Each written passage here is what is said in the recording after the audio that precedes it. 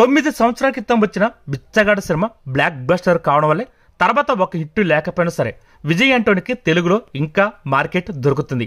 జయపజాల సంగతి పక్కన పెడితే రెగ్యులర్ కథ జోలికి వెళ్లకుండా ఏదో విభిన్నంగా ప్రయత్నిస్తుండే ఈ కోలీవుడ్ హీరో తాజాగా లవ్ గురు సినిమా పేరుతో ప్రేక్షకుల ముందుకు వచ్చాడు. ఈ రోజు రిలీజ్ అయిన ఈ సినిమా ఎలాగుందో రివ్యూలోకి వెళ్ళి తెలుసుకుందాం. కథ విషయానికి వస్తే 3 పదుల వయసు దాటిన హీరో విజయ్ యాంటోనీ మలేషియాలో లైఫ్ సెటిల్ చేసుకుని పెళ్లి గురించి ఊసే మర్చిపోతాడు.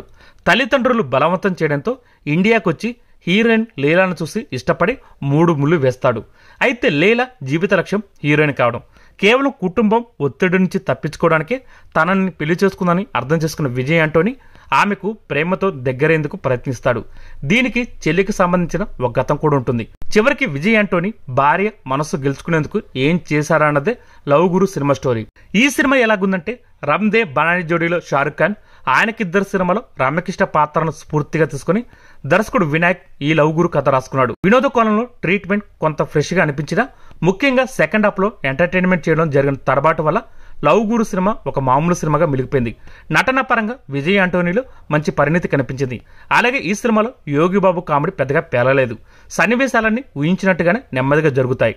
కథలోనూ పెద్దగా వైవిధ్యం లేదు. కాసింత వినోదం తప్ప లవ్ గురు పాటలు ప్రేక్షకులకు పెద్దగా ఎక్కేలేవు. ఫైనల్ గా ఈ సినిమా ఎలాగుందంటే యావరేజ్ సినిమా. ఈ వీడియో కనుక మీకు నచ్చితే లైక్ చేయండి, షేర్ చేయండి, కుదిరితే సబ్స్క్రైబ్ చేయండి.